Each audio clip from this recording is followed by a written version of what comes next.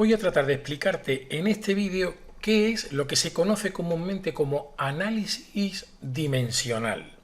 Y nos estamos refiriendo a, podríamos decir, la relación que vamos a poder establecer entre lo que serían las magnitudes fundamentales de las que derivan ciertas magnitudes derivadas.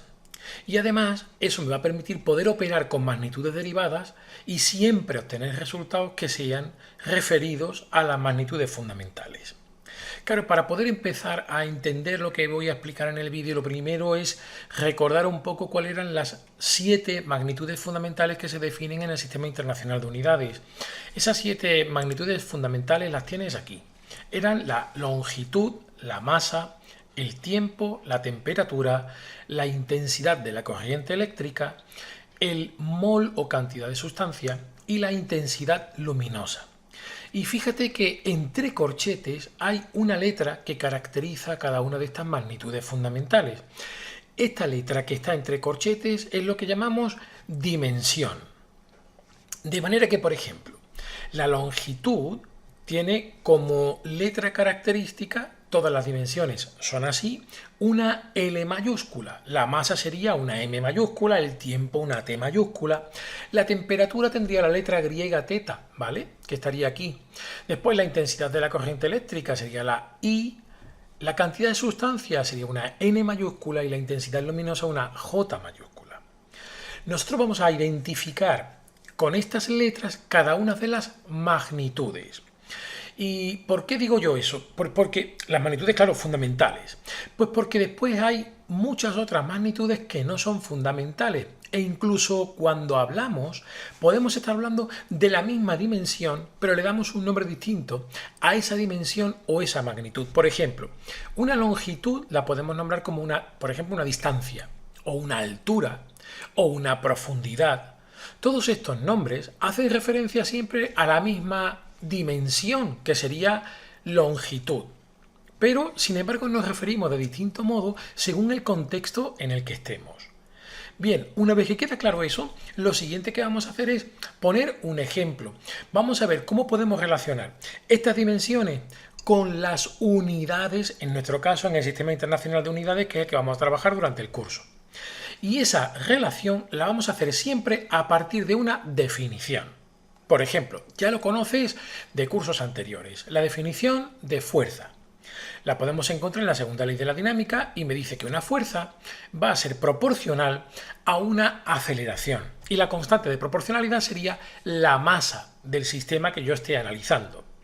Bien, una vez que tengo esta expresión que ves aquí, esta ecuación que ves aquí, no es más que una definición física, podríamos empezar a trabajar justo lo que estamos diciendo. Fíjate que yo quiero deducir cuáles son las dimensiones de la fuerza. La fuerza no está en el listado que tienes aquí, ¿verdad? Luego va a ser una magnitud derivada. Y esta magnitud depende de la masa, que sí está dentro del listado, la tienes aquí, ¿verdad? Luego la masa es una magnitud fundamental, no puedo ponerla de otro modo como no sea con la M mayúscula, que sería su dimensión, y la aceleración, que tampoco está en el listado que tenemos aquí, por lo tanto es una magnitud derivada. Pero claro, ¿cómo se define la aceleración? La aceleración se define como el cociente, como la división, como ves aquí, entre la velocidad que lleva un sistema y el tiempo durante el cual está variando esa velocidad. En este caso, ¿verdad? Lo que haríamos sería tener en cuenta ahora que la aceleración, que es una, hemos dicho, magnitud derivada, depende de otras dos magnitudes, la velocidad y el tiempo. El tiempo la tengo aquí dentro, ¿verdad?, de las 7 magnitudes fundamentales. Luego, mira por donde ya tengo 2 magnitudes fundamentales, la masa y el tiempo. Pero la velocidad no está ahí, no está dentro de esas 7. Luego me obliga a volver a definir la velocidad. ¿Y cómo se definía la velocidad? Pues era como el cociente, la división entre el desplazamiento, la distancia que recorre un sistema entre un tiempo determinado. Es decir, fíjate que la velocidad sería la división entre una distancia y un tiempo.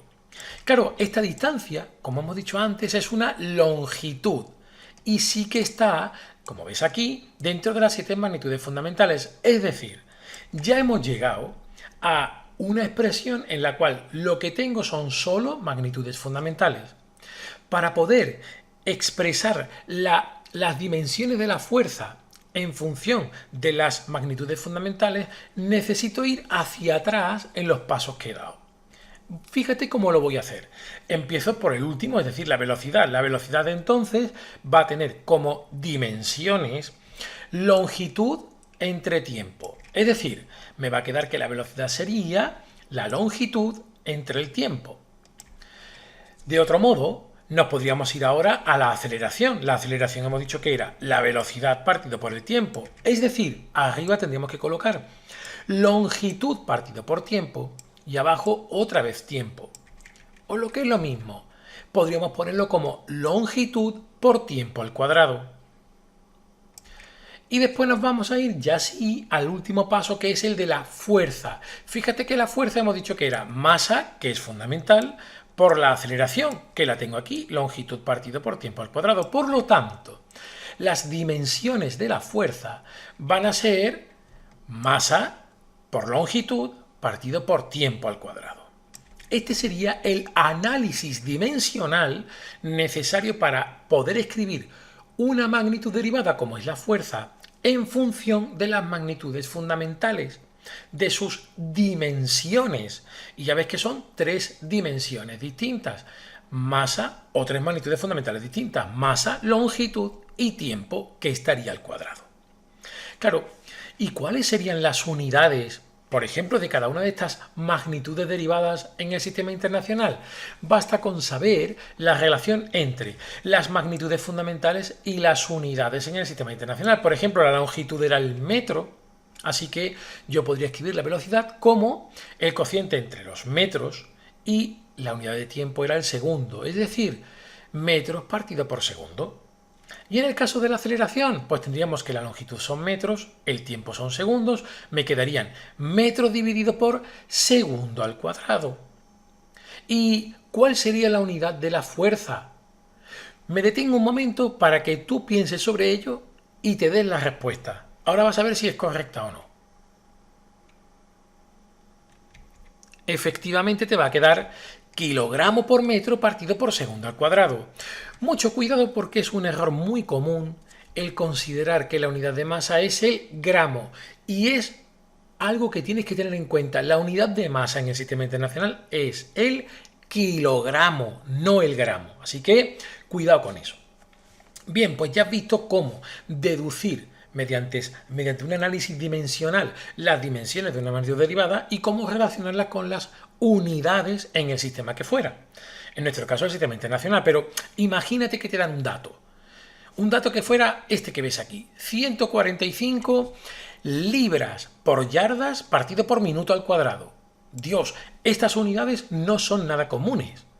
Pero, claro, los minutos yo sé que son unidad de tiempo, porque los manejo a diario. Luego, aquí abajo lo que tengo es un tiempo al cuadrado, ¿verdad? Este superíndice de aquí me está diciendo que es el tiempo al cuadrado. La libra es una unidad de masa. Y la yarda, por ejemplo, si te gusta el fútbol americano, ¿verdad? Es una unidad de longitud, es una distancia que tienen que cubrir los equipos que atacan. Así que fíjate que lo que tendría sería una unidad de masa por una unidad de longitud partido por el tiempo al cuadrado. Ni más ni menos que las dimensiones de ¿quién? Efectivamente de la fuerza. Masa por longitud partido por tiempo al cuadrado. Luego puedes concluir que esta unidad que te han dado es sin duda alguna una fuerza. Está en otro sistema de unidades, pero tú tienes que saber y puedes saber mediante el análisis dimensional que se trata de una fuerza. Bueno, vamos a hacer ahora ya un par de ejemplos para terminar. Hay una magnitud que también has escuchado y has trabajado en cursos anteriores, como es por ejemplo la energía cinética. Claro, el nombre de esa magnitud ya te da una pista, ¿verdad? Estaríamos hablando de energía. Bien, ¿cómo se define la energía cinética? Date cuenta que vuelvo otra vez a la definición. La energía cinética la definíamos como un medio, que es una constante, es un numerito, por lo tanto no tiene unidad, por la masa y por la velocidad al cuadrado. Bien, Vamos a tomar ahora las dimensiones que ya conocemos y montamos las dimensiones para la energía cinética. Tendríamos el 1/2, ¿verdad? Que no lo voy a tener en cuenta en el análisis dimensional porque no tiene dimensiones. Después tendríamos aquí la masa, que es fundamental. Y después tendríamos que la velocidad al cuadrado, que yo sabía que era longitud partido por tiempo, pero claro, todo ello al cuadrado. Así que la dimensión o las dimensiones de la energía cinética van a corresponderse con, como veis aquí, masa por longitud al cuadrado partido por tiempo al cuadrado. Si, teniendo en cuenta el Sistema Internacional de Unidades, sustituyes ahora estas dimensiones por la unidad correspondiente, hemos dicho la masa era en kilogramos, la longitud era en metros, el tiempo era en segundos, te van a quedar kilogramo por metro cuadrado partido por segundo cuadrado. Y este conjunto de unidades tiene un nombre propio. Es un nombre que se conoce como julio. Recuerda que como es en honor a un científico, la unidad se escribe en minúscula, pero el símbolo sería en mayúscula. Le pasa algo parecido a este conjunto de unidades que tienes aquí, que hacen referencia a la fuerza. Kilogramo por metro partido por segundo al cuadrado. Este conjunto son lo que llamamos los newton. Newton se escribiría con minúscula y sin embargo el símbolo va con mayúscula. Déjame el último ejemplo para que te quede claro. Sería en cuanto a lo que es el trabajo. El trabajo es una magnitud escalar y el trabajo se define como un producto escalar de dos vectores, de dos magnitudes vectoriales que serían la fuerza y el desplazamiento. Pero nosotros cuando hacemos ese producto nos resulta lo siguiente. El trabajo sería la fuerza por el desplazamiento que se provoca por acción de esa fuerza por el coseno del ángulo que forman la fuerza y el desplazamiento. Este coseno de un ángulo es una función trigonométrica y también es adimensional, es un número, no tiene dimensiones. Así que si yo quiero hacer el análisis dimensional del trabajo, tan solo tengo que tener en cuenta a la fuerza por un lado y el desplazamiento por el otro. Bien, ¿cuáles eran las dimensiones de fuerza? Las tienes aquí, masa por longitud partido por tiempo al cuadrado. ¿Cuál es la dimensión de la distancia? Es una longitud, ¿verdad? Pues será longitud.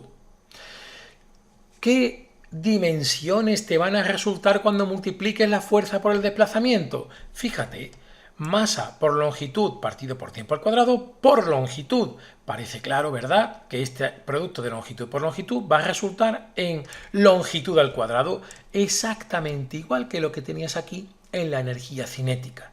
Por lo tanto, puedes concluir que las dimensiones del trabajo son las mismas que las de la energía cinética. Por eso decimos que el trabajo y la energía cinética tienen las mismas dimensiones.